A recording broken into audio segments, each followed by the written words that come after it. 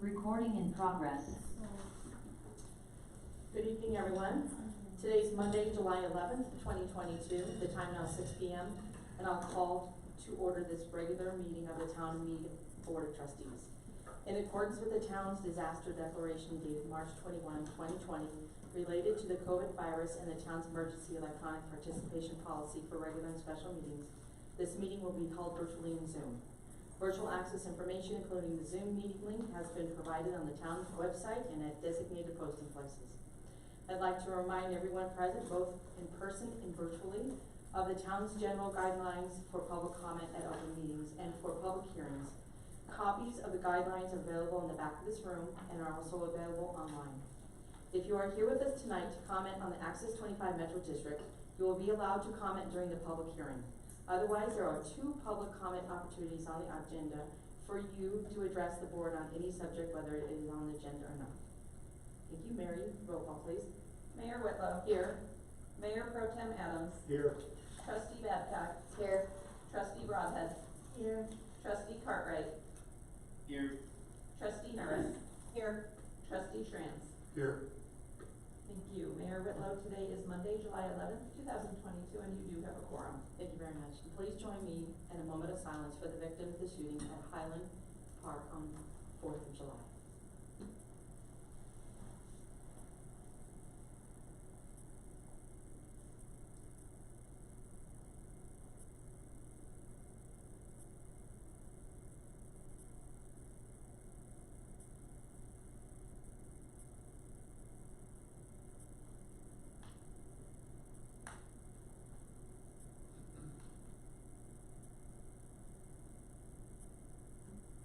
Thank you very much for your time. Please join me in the Pledge of Allegiance.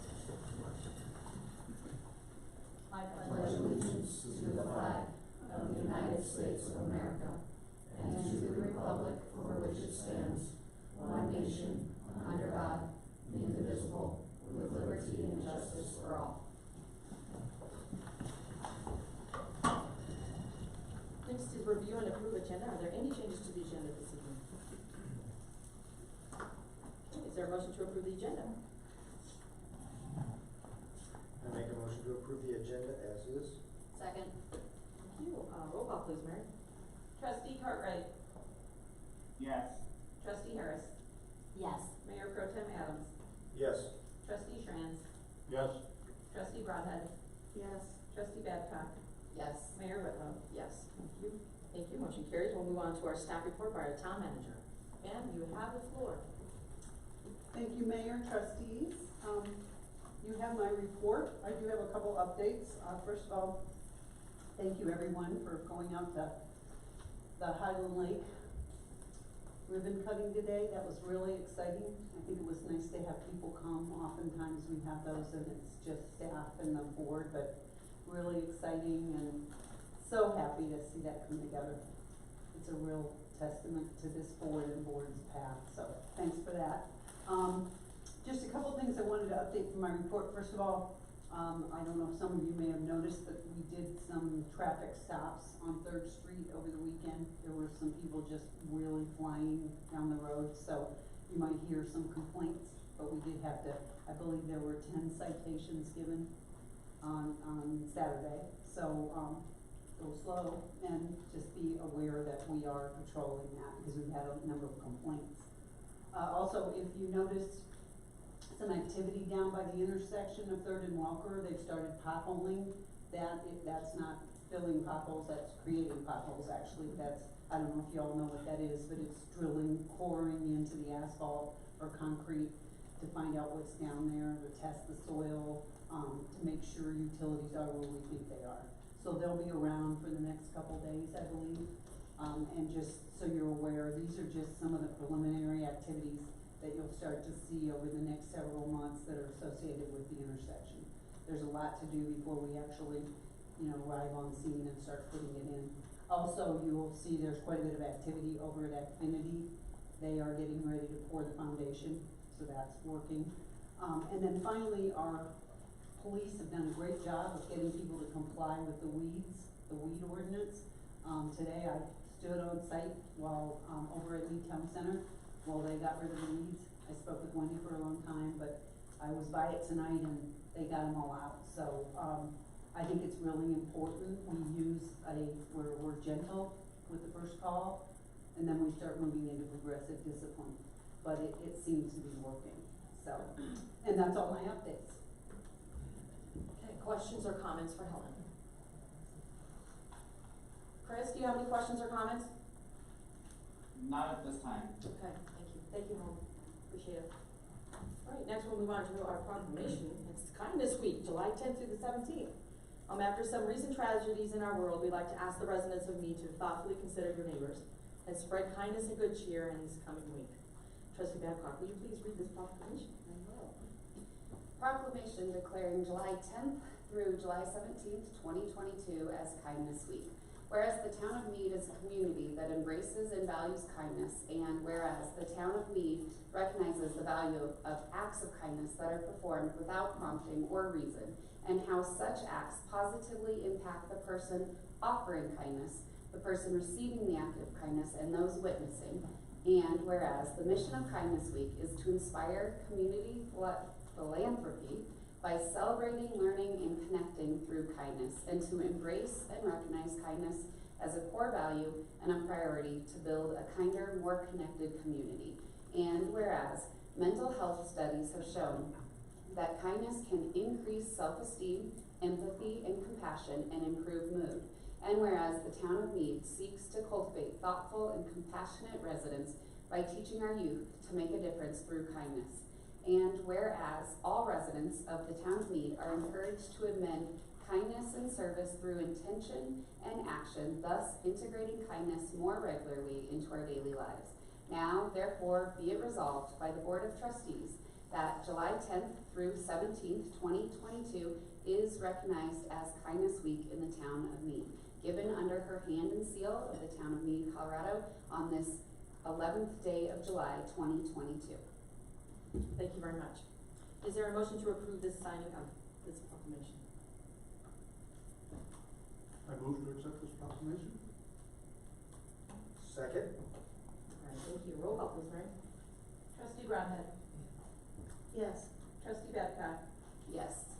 Trustee Schranz. Yes. Trustee Harris. Yes. Mayor Pro Tem Adams. Yes. Trustee Cartwright. Yes.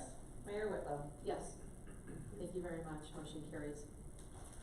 Next is our first public comment of the evening. The board welcomes public comment for any item, whether it's on the agenda or not.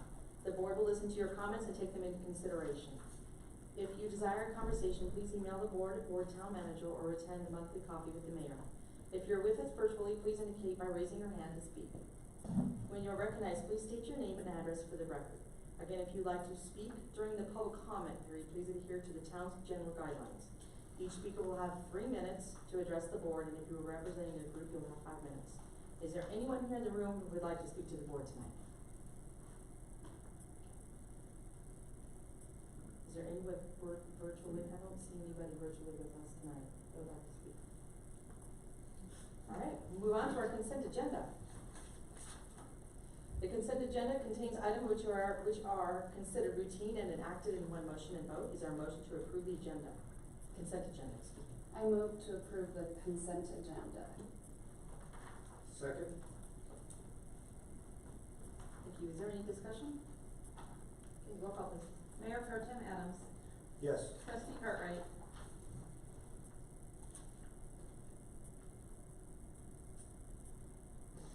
Trustee Cartwright. Yes. There you go, thanks. Trustee Broadhead. Yes. Trustee Schranz. Yes. Trustee Babcock. Yes. Trustee Harris. Yes. Mayor Whitlow. Yes. Thank you.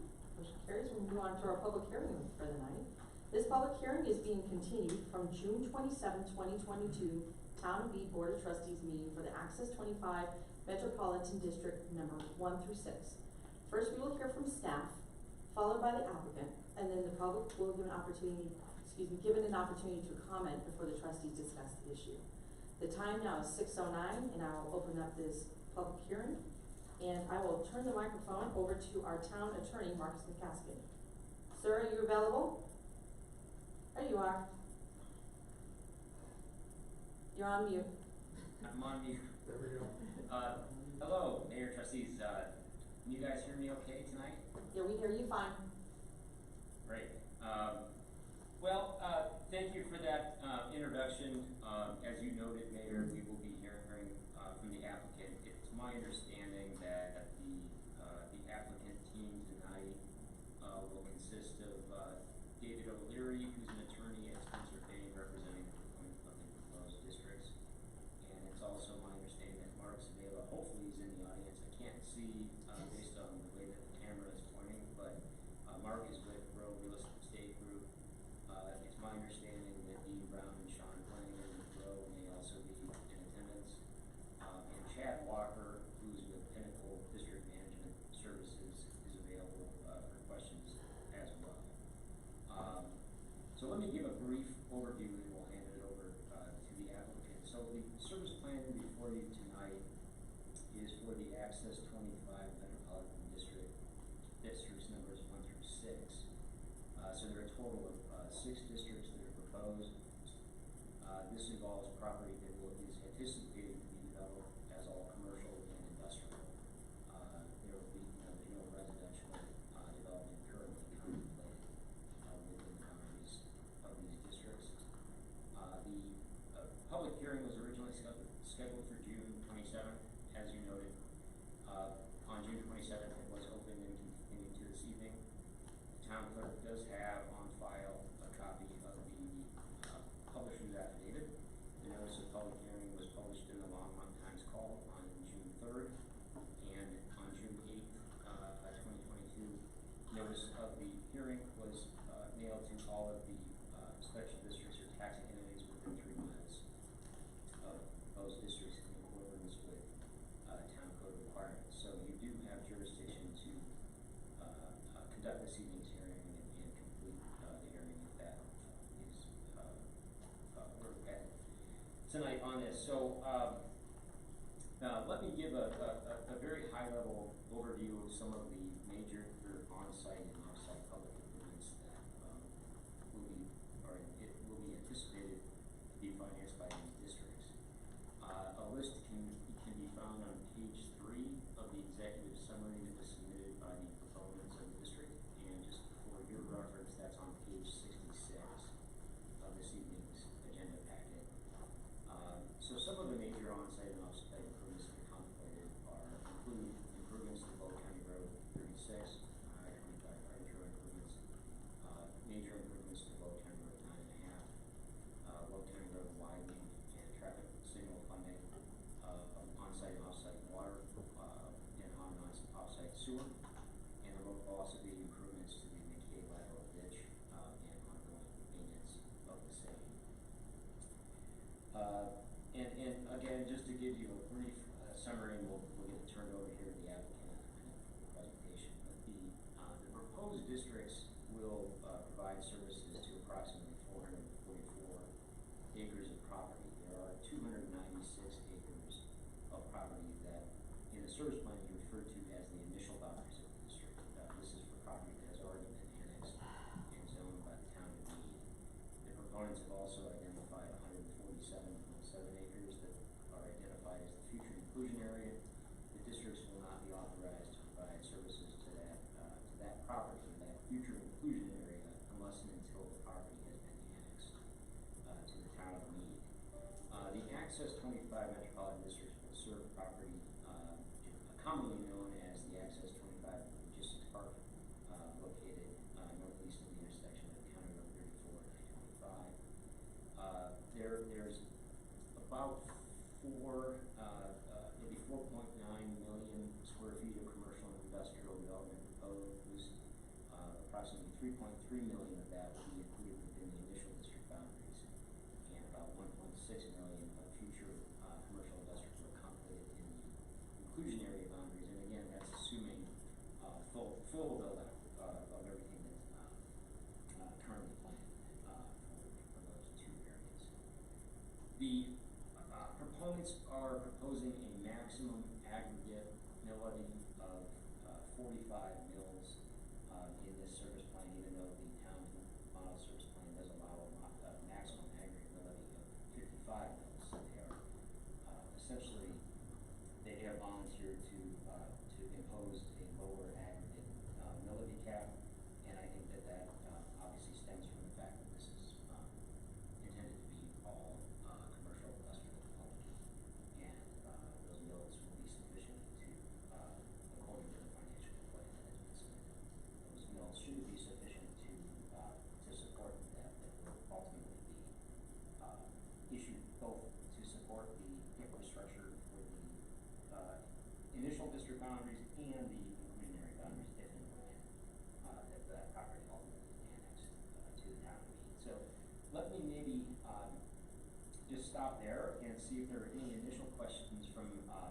Mayor, from yourself, or any other members of the board, or alternatively, we can just turn it over to the applicant and the applicant team to run through their presentation at this point, and I'm happy to jump in and answer any questions that may come up at the conclusion of the applicant's presentation. It's really up to you.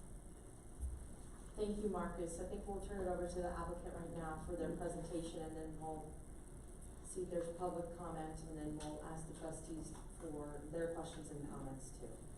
So, who's up? Okay.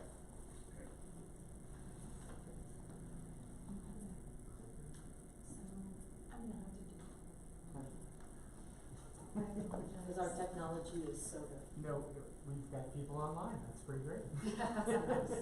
And can you start with your name and Yep. where you're from? Yep, good evening, I guess we're in the evening here already. Mark Savila with Bro Real Estate on behalf of Mead Industrial Development, 252 Clayton Street, Denver, Colorado, 80206. And we're excited to be here tonight. Yeah, you can flip to the next page. Oh, downside, sorry. I was like, no, it's okay. I was using words without using words, sorry. Okay. All right, there we go. No. Okay. Yeah. Perfect. Well, thank you. We wanted to just take a quick second to thank town staff. We've had a great relationship so far, just talking through the project and working through some of these different things. As town attorney mentioned, gave kind of a quick overview of the districts. I'll take a chance to show you some pretty pictures and give you some of the project background information before I turn it over to David O'Leary with Spencer Finn. And then just a quick introduction to our project team. We are what we feel is in the process of delivering just a world-class industrial park here in the town of Mead, you know, recruiting Fortune 500 companies, and we're just really excited to bring them to the community. As such, we've assembled, you know, what we feel is also a world-class team, supported by our sister organization at OmniTracks. But we've also reached out with, you know, Pinnacle Consulting as district manager, and Spencer Fain, who we have partnered with in the past on 3 or 4 additional projects, just to make sure that the services provided for our future tenants as well as owners is top-notch. Know that metro districts are a challenging and confusing issue within Colorado. That does not go unstated. We do know that they are imperative for the development of projects like this. If we could flip to the next slide, that'd be great.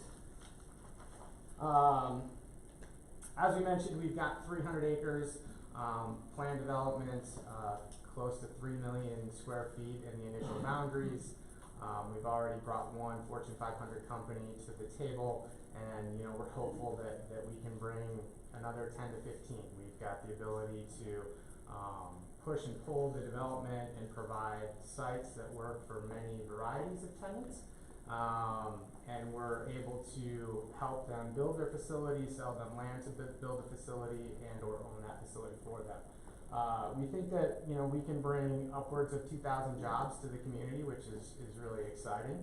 And there's going to be some good quality jobs for people to work in northern Colorado. We often talk about live, work, and play. We got to make sure that people have places to work so they can enjoy those other couple of things. Next slide, please. Just some quick updates. I'm sure you guys drive by and see it on a regular basis. But, you know, photo of our first building that's under construction. I'm gonna throw numbers out and they're probably gonna be wrong. 386,000 square feet, plus or minus. I think many of you were part of the tour that we did 3-4 months ago. Just an amazing facility. You know, a rail spur serving the building, a couple of drive-through lanes through the building itself, and just an amazing distribution center that will be part of the community here. Next shot, or next inside, it's turning into a real building and lots of wires, and the team back here is just going gangbusters trying to deliver it. There's a uniquely similar color of orange there in the painting structure, so we'll see where that all plans out, but we're just, you know, really looking forward to delivering this building here later this year. And if we can flip to the next one. Then, you know, the team is already actively at work at that next building and that next opportunity. Our marketing team and brokers have talked with multiple different tenants and multiple different opportunities. We haven't found the right fit yet, but we know that they're out there. This one is planned directly adjacent to 25. I think it's about 120,000 feet. But we've been responding to proposals from anywhere from 50,000 feet up to 500,000, give or take. Not for this building specifically. Yeah, yeah, not for this building specifically, but within the park. So there is a real demand and a real need for this area and this development here in northern Colorado, and we're so excited to be part of it. Next slide here. City attorney, or town attorney, excuse me, kind of touched on this a little bit. Does this have a laser? No. But there are just, you know, in order to deliver this community, this development, this project, there's a heavy lift of a lot of infrastructure that needs to be delivered. And the districts do a couple of things for us as a developer, as well as a couple of things for the future tenants. It allows some of that infrastructure to be delivered and financed in a reasonable manner. It allows us to access some funds in advance of different tenants and different deliveries to deliver some of that critical backbone infrastructure. You know, County Road 9.5 coming through the middle of the property with the relocation of the frontage road through the projects with CDOT will be a huge benefit to the town and surrounding community, as well as some of the traffic improvements at the interchange, County Road 36 and 34. Hopefully we'll get all the way out to Colorado 11 with future development. And then just delivering the water and the sewer needs for the community. We also were lucky enough to acquire adequate water rights to explore a non-potable irrigation system for the community. That's definitely not a done deal yet, but we're working closely with Little Thompson to find an economical way to irrigate the majority of the community with non-potable water, which is just a great benefit long run for us all. The districts are also available to provide operations and maintenance to the community on the long run, which is just is a real benefit. The tenants know that with a perpetual entity like a metropolitan district, they can rely on those services going forward for both owners and tenants long term. One other piece that I wanted to note, we have requested 6 different districts. They all will operate together as one entity, but the way that having 6 districts, it helps us finance and do things in different chunks, as well as potentially provide different mill rates and taxing to different types of entities throughout the community. So while there are 6 districts, it can be one functioning body, and also just allows for different, you know, some different levels of service throughout the development. So with that, I'm going to turn it over to David O'Leary with Spencer Fane, and he will get into some technicalities that I have no business sharing with you guys. So our team is here for questions following this presentation, and we're just really excited to be here tonight. So thank you very much.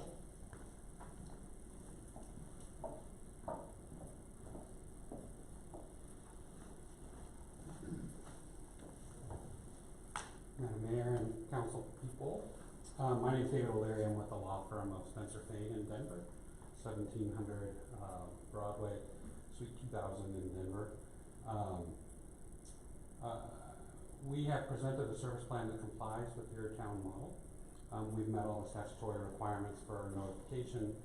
We've also provided a certificate of publication and mailing, as Ms. McCaskill had indicated. We have published in the Longmont Times Call and provided letter notice to all the 3-mile entities that are within 3 miles of the boundaries of the district, as well as the property owners. The applicant represents 100% of the property owners at this point in time.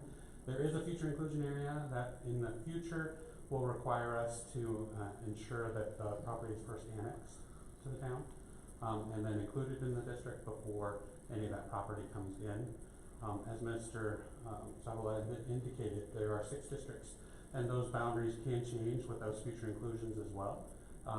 Once it's annexed, once any of the future inclusion property is annexed, it will be included in one or more of those districts, depending upon the needs.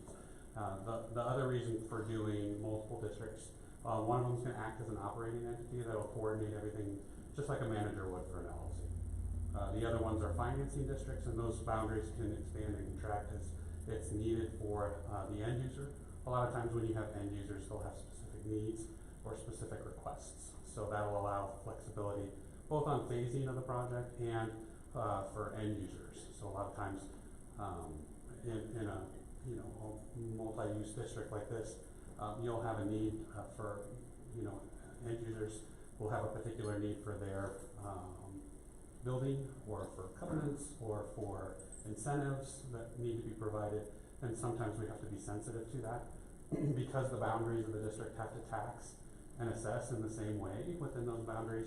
Allowing for those multiple district structures will allow us the flexibility to be accommodating to each of the end users and when they come online. You do have jurisdiction to consider the service plan because the initial boundaries, the 300 acres, has been annexed to the city and has been included. The service plan from a technical point of view meets all the Title 32 statutory requirements as well. We're available to answer any questions that you have. Service plan has been reviewed by staff. We're very appreciative of town staff and the town attorneys of all their help in getting us here to the hearing, and we appreciate all the information and assistance from the town council. From perspective on the next slide, the district location, as you probably already know, is adjacent to County Road 36, and it is east of I-25. The property in those initial boundaries and in those initial plots will comprise those 6 areas. The future inclusion areas are adjacent as well, so it's just above the railroad line, and then over to the right are the future inclusion areas. The next slide. We've requested a maximum debt authorization of $90 million in total, 60 for the initial boundaries and 30 for the future inclusion area boundaries. If and when the annexation and the inclusion is complete, we'll come back and modify through town IGA that increase in the debt authorization as well. The total aggregate mill levy cap year model right now allows for 55 mills to be assessed. We have an additional 3 mills for the town O&M mill levy. That's included in here as well. We have agreed to self-limit to a maximum of 45 mills to be accommodating to the commercial end users in the industrial park as well. The initial O&M mill levy has been estimated at 10 mills, but if we do bring on a non-potable water system, we've asked for the ability to increase it to 15 if it's necessary. That O&M mill levy could increase, and it's only based on need. So once that system comes online, we have to do additional negotiations with Little Thompson to make sure that we're compliant with all their rules and regs. But if it does come online and it's a service that we're providing through the districts, we would ask for the ability to go up to 15 for O&M, but we will never exceed in the aggregate that 45 mills in the aggregate. The total public improvement cost estimates initially are $42 million in change for the initial boundaries and about 21 for the future inclusion area boundaries. That debt limit that's requested will be accommodating enough and give us flexibility to allow us to finance those improvements with that limited mill levy as well. Next slide. The proposed districts are primarily commercial and industrial development, with the future inclusion area being similar as well. The assessed valuation projected, just based on the square footage limitations, at full build out would be $215 million in change. For the initial boundaries, the future inclusion area would be about 121, and the total project valuation would be $337,232,864, and that's based on just the projections. And bear in mind, please, that those are projections, so those are our best guess based on the information that we have today. It may change. We could build out faster, which would be great. It could come slower, and the assessed valuation could change as well, as we've seen market values for a property, any real estate, has skyrocketed in the last 3 or 4 years. So we just don't know what the assessed valuation will be based on our best guess and the mill levy limitations that we provided in the financing plan. Those are our projections as far as the total assessed valuation. The initial development is about 300 acres of commercial property with 148 in the future inclusion area.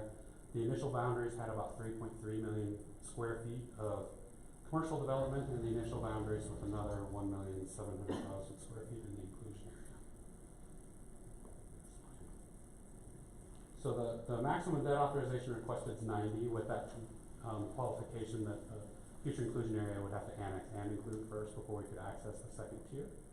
The total projected net proceeds was about 63 million, and the projected public improvements are about 63 million. So that'll allow us as, for the commercial end users to finance all the public improvements that we've projected, including on and off site, and all those public improvements that have been projected in those exhibits to the service plan. The financial projections in the service plan ran at 25 mils for debt and 10 for O&M. Again, those are initial estimates, but based on those estimates, it has sufficient capacity to finance the project and the public improvements in compliance with your town code. There is an additional 3 mils for the town O&M mill levy, and that will be assessed and collected in compliance with your town rules and regulations. There is a ability, or it's subject to a mill levy adjustment. It used to be called calendarization. We don't call that anymore. It would be for assessment ratio adjustments that are permitted by statute or permitted by your service plan. As I indicated, the O&M mill levy, if we do a non-potable system, there'll be additional operational needs, so we wanted the flexibility to go to 15 if and when we do that non-potable system. The debt that's proposed on the next slide would be for a maximum of 30 years. Developer debt maximum term is 20 years. In compliance with the service plan, our maximum voted interest rate would be 12%, and underwriting discount would be 4%. Those interest rates and those limitations are maximums. It would be whatever the market could bear, and typically with publicly issued debt. Right now, the interest rates are a little bit higher, but I don't believe that you'll see a 12% interest rate, hopefully, on any publicly issued debt. These are tax-exempt bonds that we're going to be issuing, so generally they're limited tax general obligation bonds that are secured by a mill levy and only the mill levy.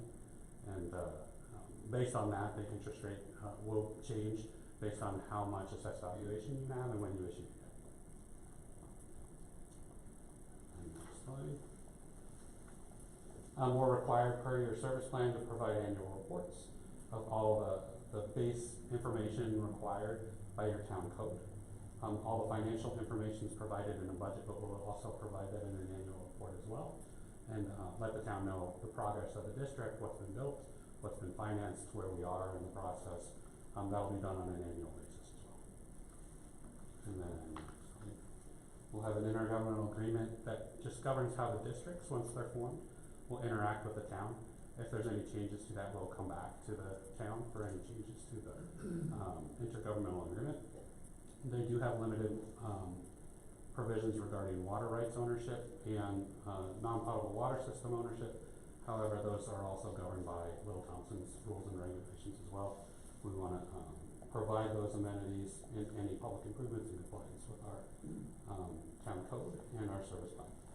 Operations and maintenance is allowed on a limited basis for those things that aren't turned over to another entity. So things that aren't turned over to the town can be owned, operated, and maintained by the district. Our intent is to utilize that district as an ongoing operational entity to provide that service to the constituents. And the mill levy assessment for operations and maintenance should be sufficient upon full build out to pay for all operations and maintenance.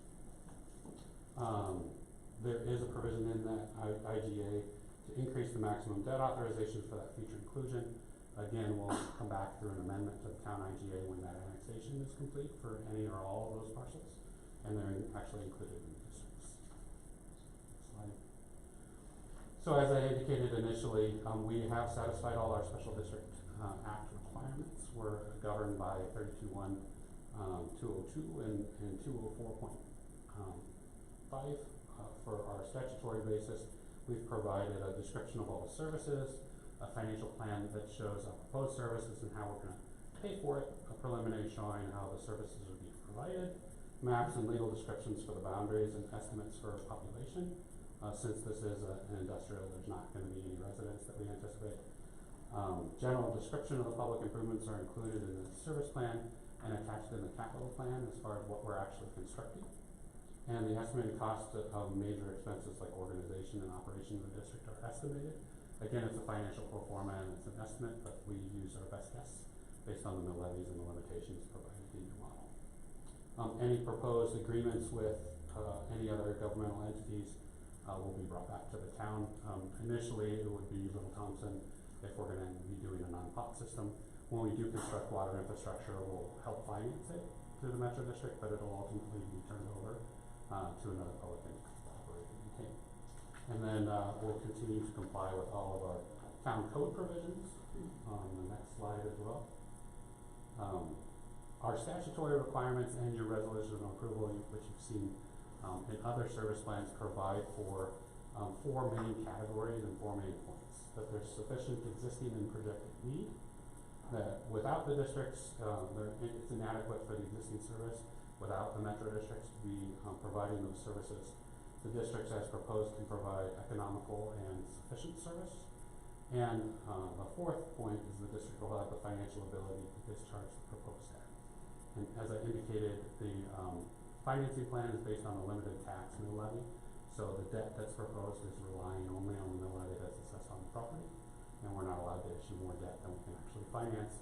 Market will bear what the market can bear in that regard. So that will also be a limiting factor with regard to the districts. The service plan is in substantial compliance with the municipal code and all the Chapter 12 requirements, including but not limited to the requirements of Section 12 to 20. And then I'm available for any questions as well as our team. Pinnacle Consulting does a lot of management and accounting for a lot of our districts. They've been up here for 25 years, and their team and their people are very experienced at doing operations and maintenance, have a lot of experience in construction, infrastructure management, and accounting as well. So we're happy to team with them as well, providing both legal, accounting, and management services. Developers here to answer any other questions that you may have as well. Thank you very much. Very thorough. Thank you. Members of the public who are interested in commenting, please indicate by raising your hand. I think do we have anybody that's virtually? No. Is there anybody here from the public who would like to speak at all? I'm going to open it up to the trustees for questions and comments directly related to the metro plan. I just have one, and it's probably stupid. Why is District 3 so tiny?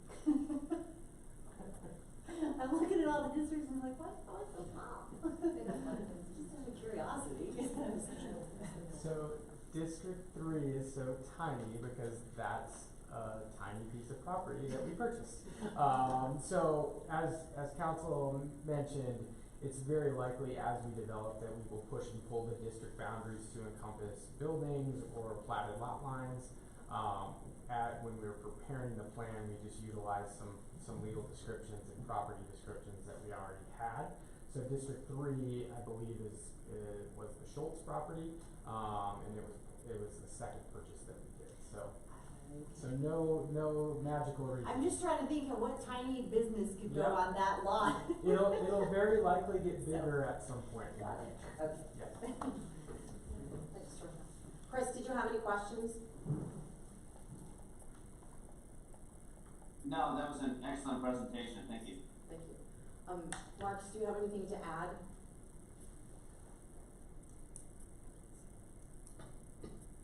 Marcus? Mayor, I don't. I think that you'll note that there are a couple of conditions on approval that are noted in the resolution, one of which is fairly standard in that we require districts, if they are formed, to execute the district town IGA within 90 days of the date of the entry of the decree of formation by the Weld County District Court. In this case, there is one additional condition which relates to the district's assuming some maintenance obligations associated with the McKay Road ditch. There's a portion of the relocated ditch that will end up underneath the Weld County Road 36 right of way. And in that license and easement agreement, that maintenance responsibility was originally assigned to the town.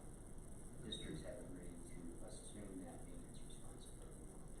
So you'll note that there's an additional condition that relates to requiring these districts to execute an assignment of that maintenance responsibility within the same time frame that applies to the town district IGA.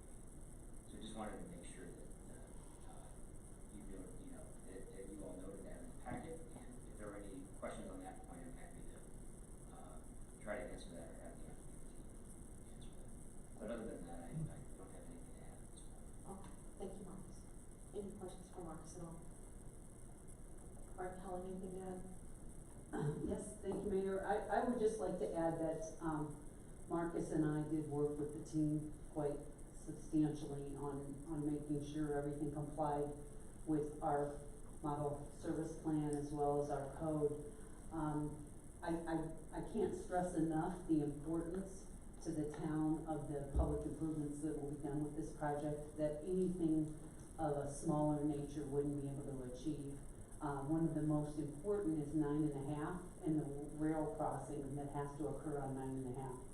They are very expensive, sorry to say, team, but their association with the railroad is helpful. But this, as you all know, you entered into an agreement, an IGA with Weld County and our neighboring communities to build 9.5 as a parallel arterial. And so a project of this magnitude requires this level of debt to have those public improvements built. So I just like to say it every time it comes in, just to reaffirm that. As any other projects that come in along that'll build this 4-lane arterial, it's really important. And it's important that we know what we're getting and we understand what the debt is. But the fact that they lowered the mill levy to cover it makes me confident that the project's gonna be successful and we're gonna get some fantastic public improvements for the town. Thank you, Marcus. Okay. Excuse me, Helen. Yes, Lee. I have a quick question on that one too. With this development, does this aid at all in helping us look at that proposed new CDOT on-ramp, off-ramp to help alleviate, does that help at all with this? To get CDOT to come to the table with that? So when we ultimately embark on the 1601 environmental process, it will look at all the traffic within 10 miles of County Road 38. And the traffic generated by this project will be looked at as well. Because if that interchange is built, it'll clearly change the way, I don't know if more will go on 9.5, but all of that comes out in the studies.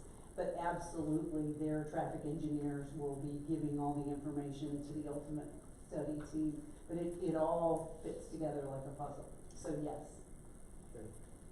Thanks, Helen. All right. Any other questions or concerns? All right. Is there a motion regarding resolution number 49-R-2022?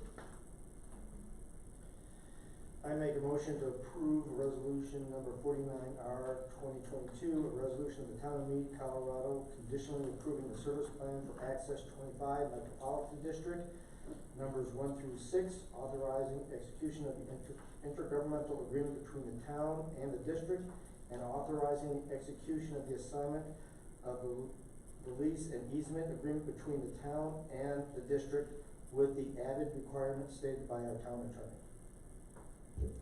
Second. Okay, is there any further discussion? I'll second.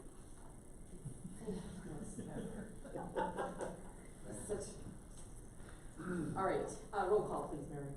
Trustee Harris, Yes. trustee Babcock, Yes. trustee Cartwright, Yes. trustee Schranz, Yes. Mayor Pro Tem Adams, Yes. trustee Broadhead, Yes. Mayor Whitlow. Yes. Thank you, motion carries. I will now close the public hearing. The time now is 6:45. I thank you all for being here tonight. It's been a pleasure to see and meet you all. Thank you for choosing Mead. Thank you for all the work you've done so far and in the future for this little big community. It's gonna bring great attention to you all and to us too. So thank you very much on behalf of all of us here tonight. Thank you. Much appreciated. Okay, we'll move on to our second public comment. I'm not sure if anybody else came to us during our virtual. Here, I've called for a second public comment, so if there's anybody out there that is in hiding, please raise your hand. I know. All right, we'll move on to elected official reports. Do any of the town trustees have any reports they would like to bring up tonight? Chris, do you have anything to bring up? I have nothing today. Okay. I'd like to say a shout out to not only our staff, but to Lorelai's department. That July 4th parade was a hit, and every year it gets bigger and better, and it's just wonderful to see the community come in the middle of the day or morning and have a great time together. It was just wonderful. Big shout out to you. Mary, thank you for a great coffee with the mayor. We've had the most liveliest discussions every month. It keeps bigger and bigger and bigger. So for those who are listening or later, please come. We have a great venue for you to talk and ask questions. So please come. It's the very first Saturday of every month. And also the cornhole and the concerts and the movie have been outstanding. So we've only had one night that we've had to shut down the movies because of bad, huge windstorms. But thank you very much. I appreciate the time on that. Shout out to Erica and her team for the work you put in today on outside where we were earlier today. Tell Bo thank you, even though he wasn't with us, and thank you for all the work you guys have done. And I'm going to turn the microphone over to Jason because he's up and coming here next on the agenda for our community development update. So thank you for your work too, and Chief, also thank you for all the incredible amounts of work that you and your officers do in the middle of the night during the morning rush and all kinds of crazy things that are happening along our corridor. So thank you very much. All right, Jason, you have the microphone. Thank you, Madam Mayor, and for the trustees. Appreciate it. So every quarter or so, I try to come up before you and highlight some of the projects that we've been working on. And this list is really long of all the projects that we have going on. So I'm just going to highlight a few of the ones that have that are new or that have changed since the last time I gave you an update. But please feel free to stop me and ask questions. If there's a specific project that you have questions about, feel free to ask me about those as well. So. Oh, does it work? Oh, wonderful. Great.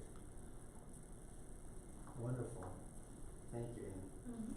And so the numbers that I have here are also going to correspond to the numbers on this map, which once again I'm going to make a shout out to Colin. He created this map for me, which I really appreciate. He does a phenomenal job in that. The first project, very interesting. It's called Buffalo Highlands, and you can see that it's located near the northeast corner of County Road 9.5 and County Road 36. It's a pretty large project, 277 acres. And, the comprehensive plan designates this area as being appropriate for single-family detached, also a little bit of ag in there, and, planned industrial. So this project has come in with an annexation and a zoning, application, and, you know, those applications take a lot of work, so, hopefully we'll be bringing those applications to you here, maybe in the fall or winter.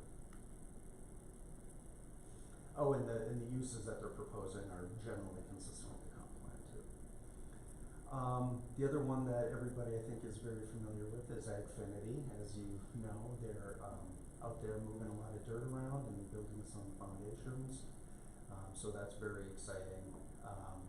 2.3 acre lot. Right now, they also have an application in with staff, to look at rezoning that property. In addition to the, convenience store that is being built, they also want to look at, doing an addition of a car wash, which will require a zoning change. So we'll be bringing that, application for a zoning change, before you, very soon, hopefully in the next, couple months. And, I think most of you are familiar with this as well. The postal property has purchased that Schultz property on the southeast corner of 36 and I-25. And they want to combine that in with some property that they previously owned and do a plat amendment. And so staff is working on that plat amendment. It's approximately 10.2 acres when we combine the two parcels together. And they're planning on building an approximately 120 square foot sort of flex space, or not office building, but flex space building there.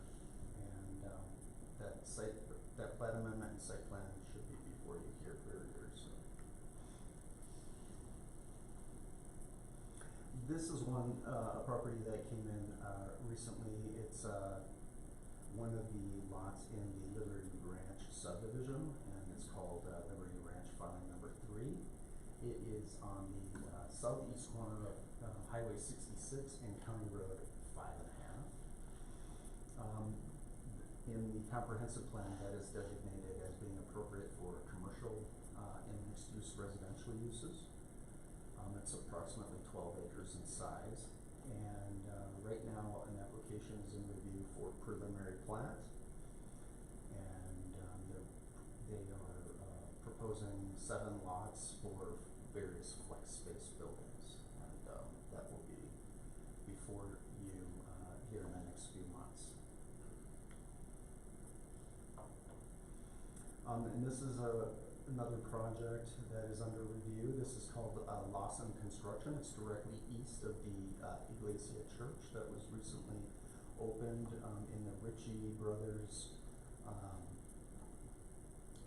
property there, and was broken off and sold. This is approximately 9 acres in size, and there's a site plan in review, and what is being proposed for this site is 14,000 square foot office and shop space for a local contractor.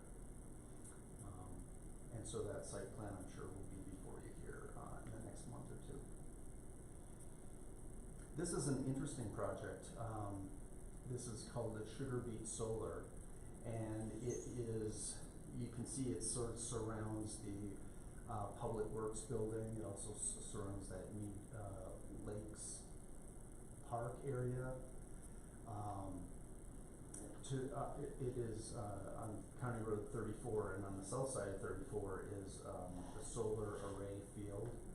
The proposed use for this is a photovoltaic solar production facility, so that would be the solar arrays, and associated storage. So that would be a storage of some of the energy that's generated, and that will hook into the substation that's directly to the west of this site. This is gonna be an interesting project. We're gonna have to, bring this before you because it doesn't quite meet the, zoning or the comprehensive plan.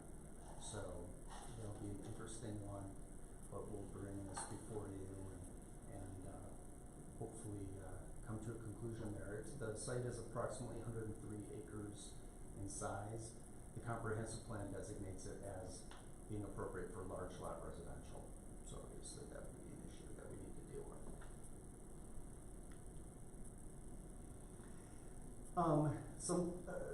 Some of the projects that I'm gonna point out to you are some of the more recent pre-application projects, just to give you a sense of some of the projects that are likely to come in for actual applications. A lot of very interesting ones that have come before us in the last 2 or 3 months. So I thought I would highlight some of those for you. And, the first one is the Ritchie Brothers site. Approximately 62 acres of that site right now is platted as just one large lot, lot 3. And the Ritchie Brothers folks want to kind of subdivide that up into approximately 8 various lots that they can use for different uses, possibly sell to different users. That would be a preliminary plat when that comes in, and that'll be an interesting one. Let's see here. Oh, this is really exciting too. This is called Livano Foster Ridge Multifamily. So this is located on the same sort of subdivision that the Quick Trip convenience store would be located on, sort of south and west of I-25 and Highway 66. You can see there's, I think, 8 or 9 lots on the south side of that subdivision that some folks are looking at combining into one large lot and doing a multifamily project there. Does Quick Trip doesn't own that? They building? do. They do own that, so they're looking to buy it from Quick Trip. They are, so Because these I was folks. like, wait, Quick Trip, I don't. Yep, they did. So, yeah, so they're eager to sell off those lots, obviously, and we as staff thought that this would be an exciting use there and maybe generate some excitement on that corner. If you combine all those lots together, it'd be approximately 42 acres. Now, a huge portion of that is a large drainage easement, so the potential developers have to work with a lot of constraints there, but they're proposing approximately 10 buildings with approximately 334 multifamily units there. The buildings would be approximately 3 stories in size, so very exciting. This is another one that's really exciting. The Welker Farms, I think you all are pretty familiar with that. That property was previously zoned and platted or subdivided, and it's sort of been on the market, off the market. A lot of folks interested in it. We have interest from a developer who's looking at creating a commercial corridor on the north side of Welker, and then doing some single-family attached and maybe even some multifamily on the rear side of that property. It's currently zoned downtown, so those uses would be perfect.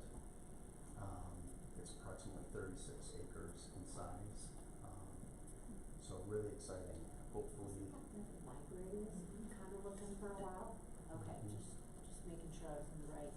And they're aware of that, so I think if they move forward with that development, they might be in contact with the library district to see if they might be interested in one of those lots. So, yeah, very exciting. And then right next to the proposed Quick Trip site that you're all familiar with, directly west of that, there's a party that's interested in doing a car wash there south of Highway 66. It matches the comprehensive plan. It would be a little less than 3 acres lot with a 6,000 square foot car wash. And then the since the beginning of this year, there have been 59 residential building permits issued year to date. Most of that being in the Highlands and Lakeside Canyon, or used to be known as St. Acacias. And those permits have generated a little more than $800,000 in development impact fees, which is very good for the town. In addition to that, 7 non-residential building permits have been issued. Obviously, Xfinity, the Elevation 25 building, Home Depot, and some other miscellaneous buildings, generating somewhere around $5 million in development impact fees for the town. So again, very exciting. The town is doing really well. We're seeing a lot of development. That really, I thought, so that this doesn't get too boring, I thought I would stop there. But again, if there are any questions on what I went over, or any questions on some of the projects that I didn't highlight, I'd be happy to go through those. Carmen, Dave, then Brooke. Jason, you mentioned a lot of multifamily opportunities. It's my ignorance. I'm assuming those to be like apartments or condos and things of that nature. Yeah, Is that correct? That's exactly right. If that's the case, do any of those, or will those multifamily places fall under any of the Section 8 or low rent requirements? None of the ones that I'm aware of right now that we've been talking about would be subsidized housing. But the zoning code doesn't differentiate between market versus subsidized housing. But to answer your question, none of the ones that we're talking about, would all be market rate. Okay, thanks. Yep. On the solar array, Yeah. where to store the power, what is the purpose of that? Where's that power going? It would go to that substation, here. So there's what is it called, the Platte River Power Substation, which is directly west of that site. United Power uses that. Basically, the substation sells that power to. Yeah, that was the question, was who they're selling it to, or where is it going to, so it would be for United Power. Okay. Yep. That's very similar to the Maverick. Exactly, the Maverick one also connects with that. So what is the difference between just two different Two different organizations? companies. That's all. Yeah. Doing the same thing. Doing very similar things. This one would include some storage, energy storage batteries. So the Maverick station to the south does not include those, just hooks directly to the substation. So it will be similar, but have that added element that we would have to, if it were to be approved, we'd have to make sure that the visual impact of those storage facilities would be mitigated through landscaping and other means. Are there any benefits to the town from those solar arrays? Well, that's a good question. I don't think there's a direct benefit. There's obviously benefits for property taxes increases, but as far as like energy that's generated, there's not a direct benefit. Taxes wise, then we won't really get anything from Right, it they either. sell it to United Power, but like it's not taxed. Well, I mean the property value. Yeah. Helen, can you answer any? I would just say this is at a very preliminary level of discussion, and I'm not certain I would even say that we're sure that this will be purchased by United Power. We know Platte River Power Authority has the ability to tap into it, but, when you ask, does it directly benefit the residents? I mean, these are the type of questions you can ask. We've already pushed back on them to talk about, because the property is already zoned residential, and it has, up to 4 units an acre. So you're talking about residential property that they wanna put this on top of. So I think it'll be a very rigorous discussion asking about direct and indirect benefits to the town, to the citizens, as well as, there was other questions, like, for example, and Jason talked about it, the battery storage, how much of it are batteries? If any of you've been outside of Las Vegas, you've seen these big, I mean, they're big batteries where they go, so there's quite a bit to be discussed. We just wanted to kind of roll it out so you know that these are the type of things, every other Thursday when we have our development review, we have these different proposed uses. I have had calls from some different people that are opposed to this use because of the comp plan and what that was designated and what they expect to see out there. But other than that, like I said, at this point, it's very cursory. We can't intelligibly answer all these questions until we bring it before you, and we will, flush out a lot of them, and you probably have a lot more. So this is still a preliminary application process, so a lot of those questions that you have, we have as well, and some of the answers we don't have yet, but definitely be, as Helen indicated, probably a very vigorous debate on whether or not this is appropriate now. Okay, the property that is east of Coyote Run off of 36 that goes along the interstate, which is Well County. Mm-hmm. By this map, it looks like it's surrounded by Mead. Is it not It enclave? is, yes. It is enclave? It's a county enclave, yeah. You're talking the long skinny one on Yeah. the west side of I-25.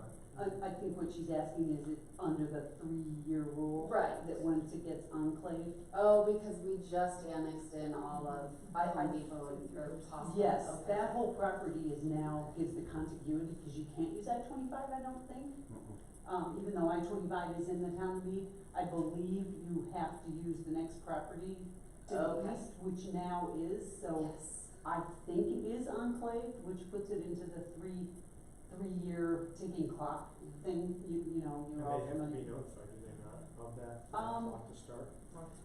We have to ask Marcus. You're right. So really, my question is, it's on the market now. Uh-huh.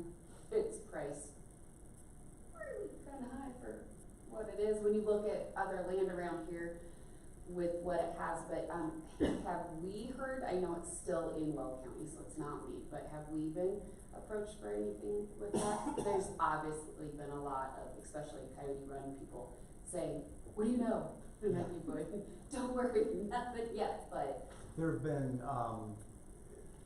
informal inquiries from various potential developers about what could be developed there, what would the town support, what would be required to entitle the land, things like that, but nothing to a pre-app yet, Right. nothing to an application, obviously. What is that? It's currently zoned ag, but what is it in the comp plan? What is it zoned? Do you know? It's Yeah, residential and light commercial. Yeah, there's a commercial designation. It's more residential because there's like no access, there's no frontage road, there's no interstate, so it's really residential. So, Yeah, but if that 38 goes through. no, but it's off 36. Yeah. Oh, okay. It's between 36 and So not the even dead end, 34, so Coyote 36 Run, is a dead end, and so that's why when people ask, even on our comp plan, I think it's more light residential more than anything, and probably multifamily, just cause it really is so close to the interstate, but just wondering, because it got put on the market at a really pretty penny, and Yeah, so. yeah. Well, It's it's got great- also challenged by the railroad bifurcating the property and the fact that it doesn't have a really solid access. So Right. both of those things, make it challenging, but clearly it will develop in the town of Mead. I mean, There's the no county, question. I mean, those type of properties, anything, the county encourages them to annex, so Okay. we have to look at that. I mean, I'm glad you brought that up about the 3-year thing, because it really is surrounded at this point. Well, yeah, this is the first time it's printed Yeah. out, and you're like, oh Yeah. my gosh, it looks now like it's enclave, so, okay. But it would, I'm sure if somebody buys it to develop it, it will come into the town, Right. because they would, it's just a logical annexation, but a very challenging piece of property. Yeah. to develop. Right. Great golf course. Still have to get to it. One more is, with, what's it called? 23. Welker Farms. Uh-huh. Please persuade, talk, push,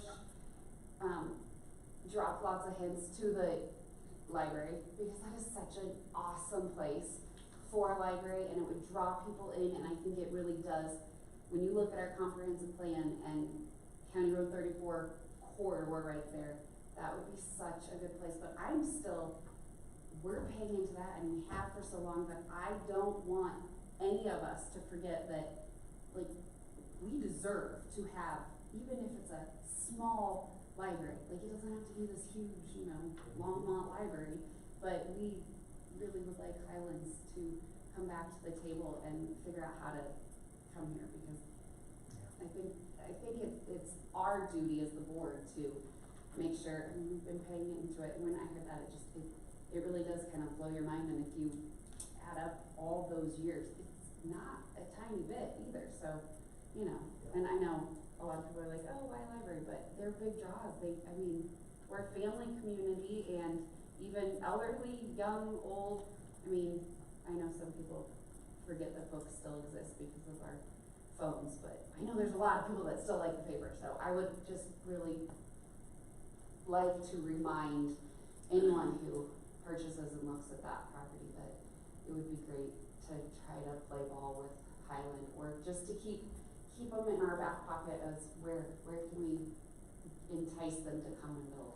Sure, yeah, it would be a great site, and I'm really excited about the potential developers there. They really seem to be visionary and really have a great vision and want to be a part of the Mead That could be a big domino to knock the rest for 34 corridor to go. Yeah. That would be huge. Well, thank you. This is good. I think this is super helpful, and even the pre-application, because it is always interesting to hear, Yeah. who's knocking on the door, and even if we're all like, wait, what? Solar farm? But, okay.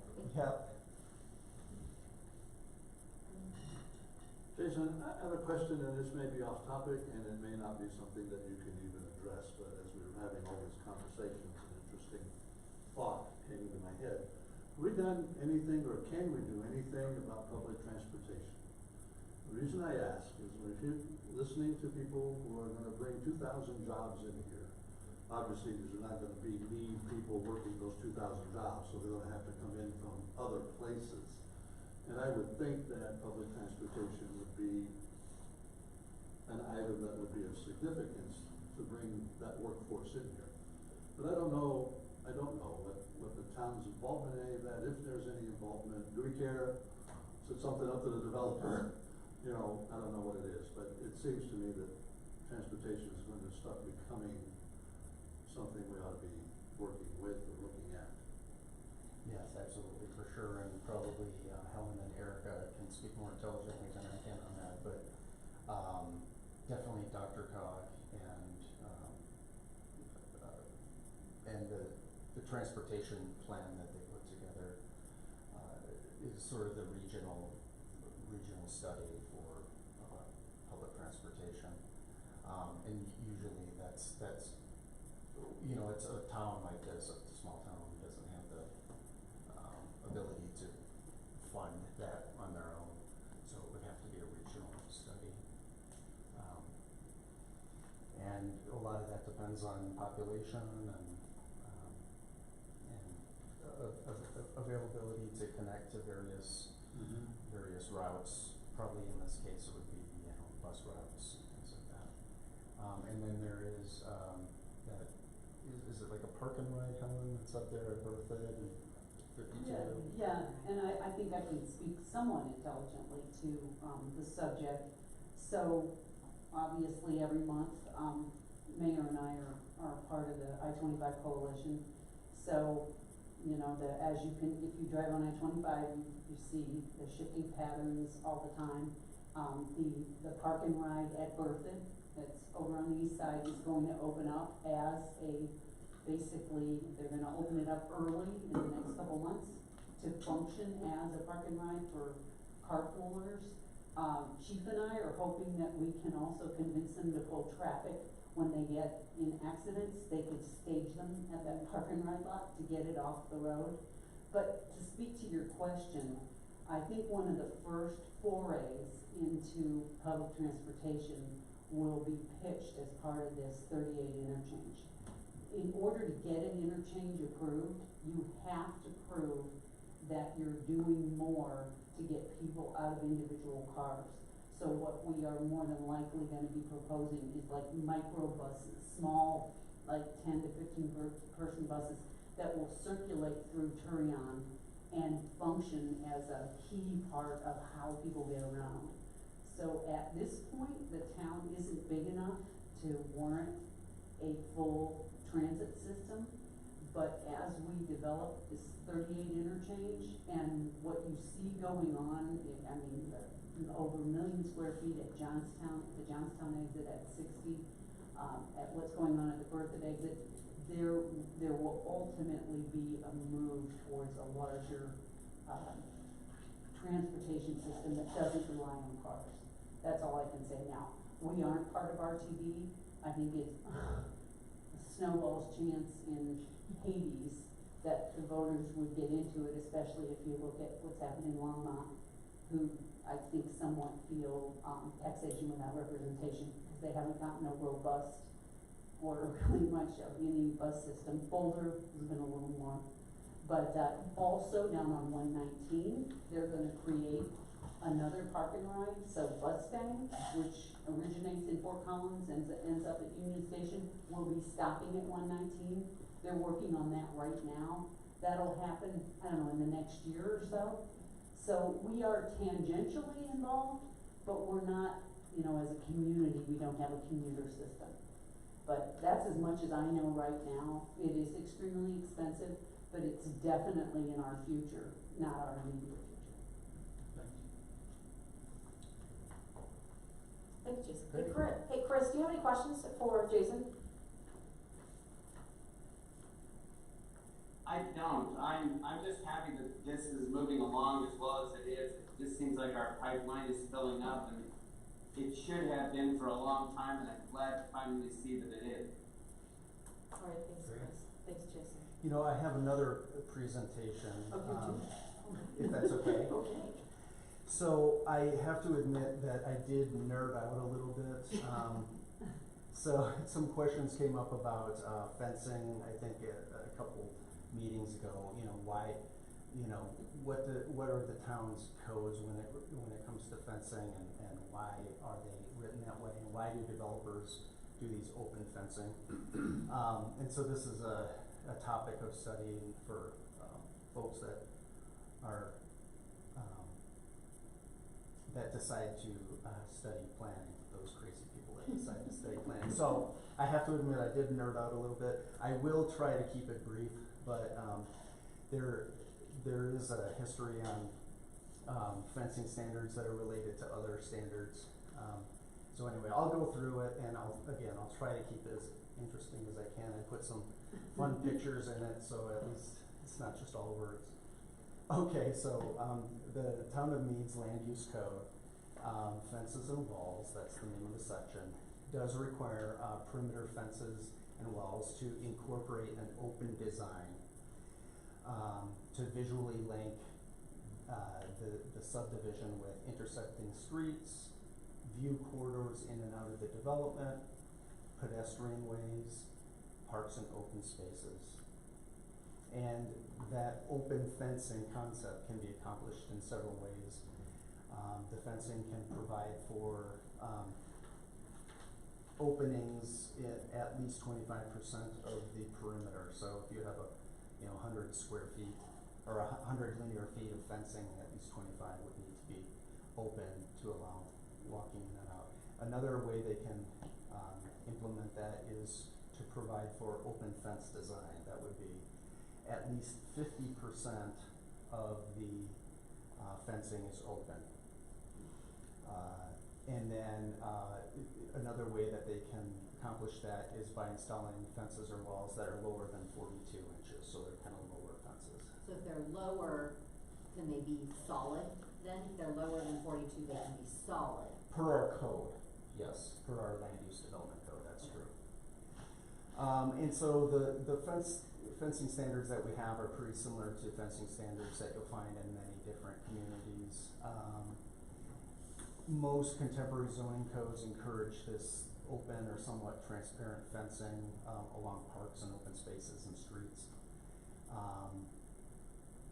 And many PUDs or private covenants will also require that, and we're starting to see that more and more as private residential developers are encouraging more of this open fencing, not only along open spaces, but also along streets and even along property lines between different lots. And so the big question is why? Why do people do that? Why is that kind of the trend? And so this is where I kind of nerd out a little bit and go into some of the history. So most of these fence standards are based on what's called defensible space theory, and somewhat similar related theories called like eyes on the street, broken windows theory, and others. Most of these theories kind of evolved from studies and research that were done that studied the connection between environmental design or building design and crime statistics. And most of these theories kind of developed after World War II as some builders started doing subdivisions, and that kind of became the normal mode that private homes were built. And a lot of these theories evolved into what is now known as CPTED, crime prevention through environmental design. And that those CPTED standards have influenced especially law enforcement agencies. A lot of law enforcement agencies will codify some of these principles, but these principles have influenced zoning codes across the country. So the first reference that I could find was back in 1958, where the APA, sort of the Professional Planning Association, put together a packet that was intended to help different communities across the nation sort of have cohesive design standards, and they created a document that was intended to give communities sort of a legal basis for regulating fences. And most of that document dealt with allowing light, air, and views in and out of fencing, and it also dealt with the legal ability to control the way fences looked. So that was, back in the late 50s. And then many of you are probably familiar with Jane Jacobs, who wrote a book called The Death and Life of American Cities, and it was sort of a critique of urban design and city planning. And one of the major features of that book and her theories related to a concept called natural guardianship.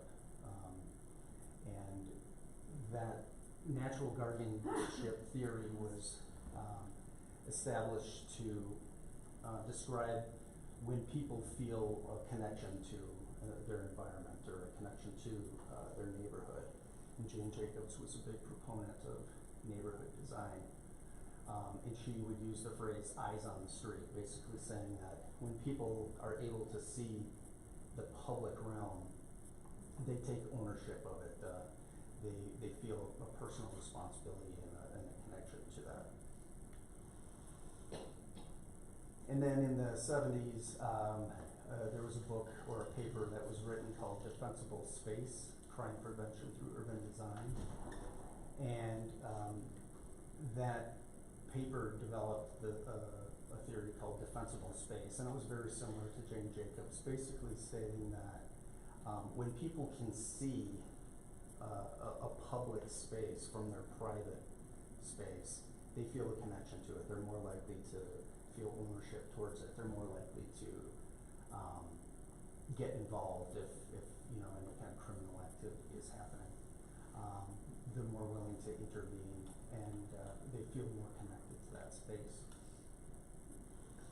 And this theory is very similar to another theory called the broken windows theory. Some of you might be familiar with it because Mayor Giuliani back in the 90s sort of implemented a lot of this in New York and was, a lot of people thought it was a really successful implementation of these theories. But basically, the broken windows theory talks about how neglected and deteriorating space or environment sort of influences or promotes or encourages more crime, and that by maintaining the built environment and removing signs of neglect, such as broken windows, trash, graffiti, things like that, that it actually, by taking care of those smaller crimes, those vandalism crimes, that it prevents larger, more serious crimes. So, like I said, all these theories, there's many of them, but many of these theories kind of evolved and started building up upon one another, and they did studies on them. And by the 90s, there was a sort of a school of thought, or a school of design called CEPTED, Crime Prevention Through Environmental Design, which, like I said, a lot of zoning codes are influenced by some of these principles, and a lot of law enforcement agencies try to codify many of these theories. So anyways, I thought I'd show some pictures of like a solid fence along a public space, and see the feel of that. It prohibits views, light, and air. And then I just happened to come across this picture with graffiti on it, and that's one of the main things where whenever you have this sense of isolation, seclusion, that people that are inclined to do crimes are more inclined, or they feel safer to do those crimes. Whereas on the opposite end, when fencing is more open, provides that those view corridors, view sheds, promotes air, light, and views going back and forth, and it creates a sense of ownership between the private and the public space.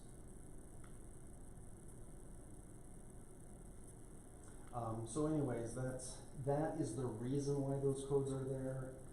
Most communities have very similar codes. And then, as you all know, PUDs and housing builders, home builders, can create their own private covenants, and that's why you'll start to see a lot more of these open fences along open spaces and parks especially. But that's why they're there. I'm not saying that, you know, those theories are good or bad, but that's why those are there. And so, happy to answer any questions if you have any. So I didn't necessarily have a problem with the open fencing when I was talking to that particular developer. My main issue is the height of the fencing, that so many of them limit, like 3-foot fences is the issue, and that people aren't allowed to make them any taller in those situations, even with like welded wire. But I'm sorry, if you're viewing that from 10 feet away, you can hardly tell that it's there. Mm-hmm. And yet they're not allowed to do anything to raise the height of their fence in any way, shape, or form.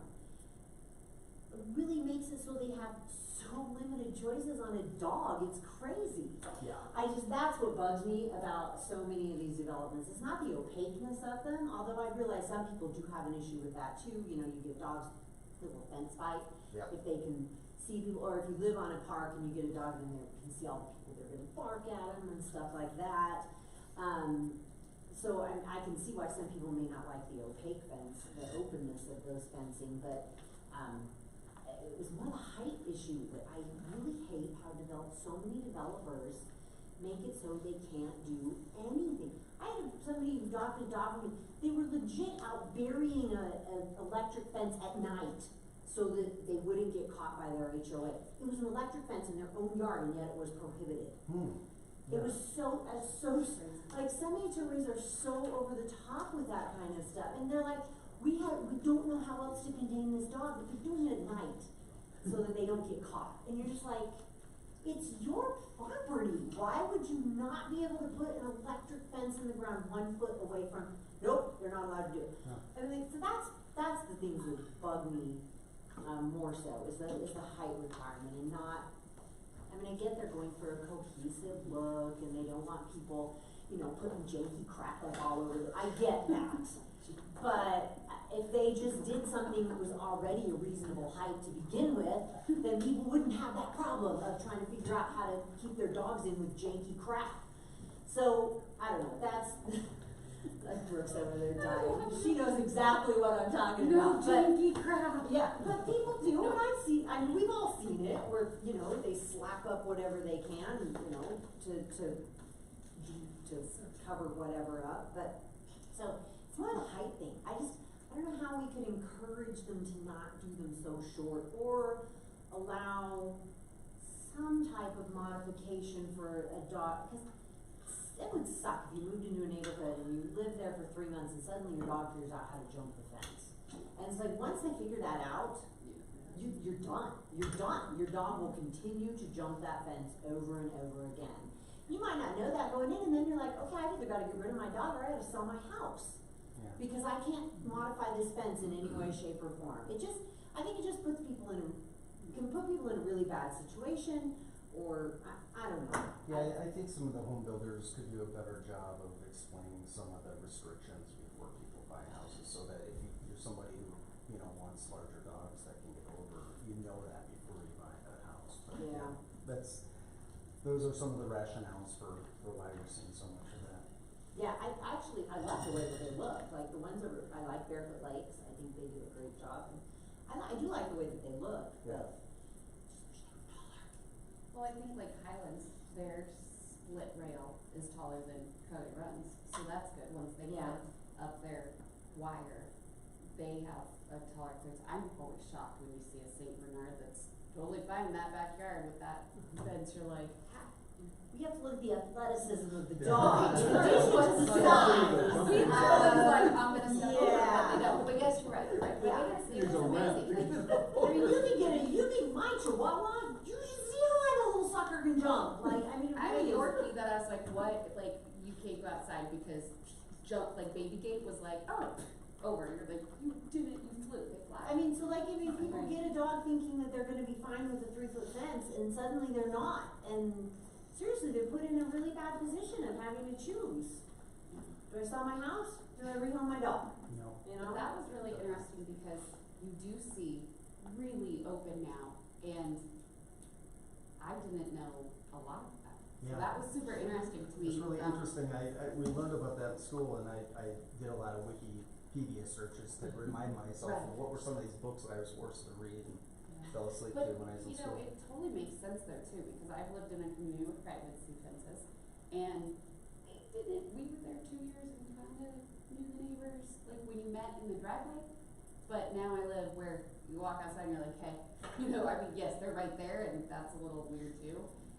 But you do build better relationships and more neighborly, even issues, I feel like were better resolved because, I mean, they're right there. Like, Yeah, and I think that's part of the philosophy Yeah. too, is it's Yeah. that kind of openness between. I loved this kind of nerdy stuff. Built Okay, environment all good. day long, But so it you does- got my approval I there, thought I but- was gonna put you all to sleep. It does give another perspective to it though. Yeah. With all due respect to the pet. Yeah. piece, so they understand that. But when they face open space, Mm-hmm. people have a tendency to make the open space theirs. Yes, they do. So they encroach into it, and I've personally got that problem going on now, where people decide they wanna grow gardens and all this stuff into the open space area. Yeah. So it creates a different set of problems, above and beyond the pet situation. It's how the hell you get these people off the open space and take their cabbage with them? Because all I can do is threaten to mow over it, and I know that's just gonna cause problems. But it's a hell of an encroachment problem. Yeah, it is, and then the privacy fences along parks are also problematic for the graffiti and you know, the forester in the city of Brighton was a friend of mine, and he hated privacy fences in the parks because people considered the park their own personal dumping ground. They would dump stuff over the fence. Yeah. Well, you don't see 'Cause it you don't see outside it. out mind. And then the city can take care of it. Right. So, anyway, there's pros and cons with all of these things. Not finding many pros. I have a privacy fence between myself and my neighbor because he hates dogs.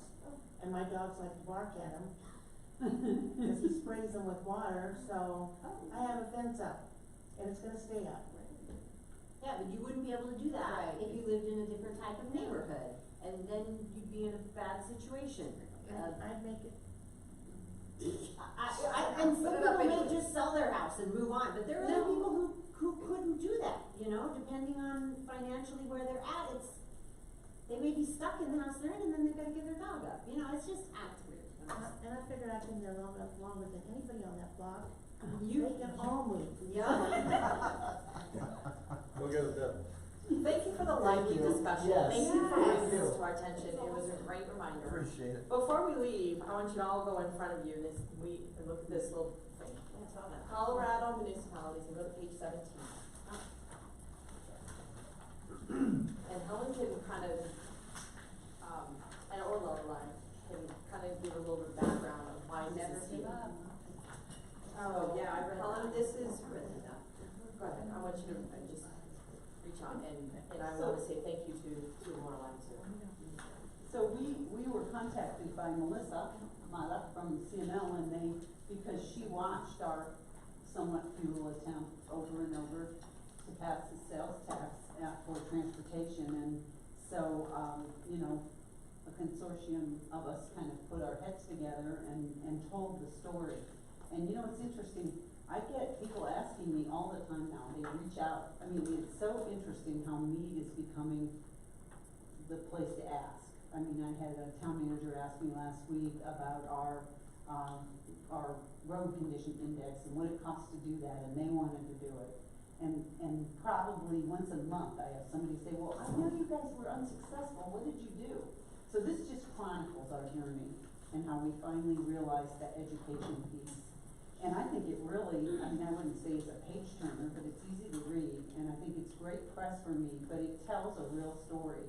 And it provides somewhat of a guidebook to others, so maybe they start immediately and work on the education piece and wouldn't have had to go through the trials and tribulations, but we're better for it.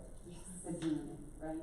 But it's great, and it's surrounded by other really good articles, so, I think you all should be proud to have this, highlighting me. And on that note, thank you, Lorelai, for basically doing this. I mean, it has my name on it, it has somebody's name on it, and I appreciate your work through being sick through this and doing it all through the stuff, so thank you very much. And for the collaborative work from Erica and her team and Jason and all that, so I thought that we would end on the note of very successful, the town of Mead and what we've done, and I think, you know, move forward, so, I know the font's small, but when it comes out in regular form, you can read it then, so, thank you again, once again, thank you for everyone that's been here, and thank you for Chris and Marcus for sticking through this night. I appreciate, Jason, your development. Yeah, Thumbs up. good. I hope your family as well. Marcus. Oh, you're on mute. Oh, he's not talking. Marcus, we can't hear you. We can't hear you, Marcus. Marcus, we cannot hear you. You obviously you can't hear us either. Yeah. Thank you very much. Everybody's doing fine, and so far so good, knock wood, but, living down here in the basement, I think is protecting me. Oh, that's wonderful. From the two infected folks we have, but, no, I think everybody's gonna be just fine. Marcus, I just wanna congratulate you on the Avs not getting to game 7. Just need you to know, I thought of you. That was, yeah, that made my wife's, birthday weekend all that much sweeter. To know that we would end up having groceries for the family. And Chris, thank you for, not sharing the being sick, I'm sorry. That would have been an expensive game 7. Yeah. Yeah. What a great outcome. Yes. What a great outcome for the team, and I hope some of you saw the video. It was funny where one of the Denver PD guy stopped one of the players Go viral. because he thought he was a fan trying to catch up with the team. Yeah, that's a parade, yeah. You could Google that, but it was pretty funny. But you could hear people in the background shouting, "This is down at the parade," you know, "He's a player. Let him go." But yeah, great win for the region, and we'll see if they can keep the team together next year. Yeah, but it's a delightful meeting. Yeah. Chris Cartwright, I hope that you get better and that your week is good, and thank you to the Board of Trustees tonight, and I would entertain a motion to adjourn tonight. So moved, I second them. Good, all right, roll call please. Trustee Bradhead, Yes. Mayor Pro Tem Adams, Yes. Trustee Harris, Yes. Trustee Trans, Yes. Trustee Babcock, Yes. Trustee Cartwright, Yes. Mayor Whitlow. Yes. Thank you. Thank you. July 11th, 2022 regular meeting of the Board of Trustees is adjourned at 7:40. Thank you everyone, and please drive home safely.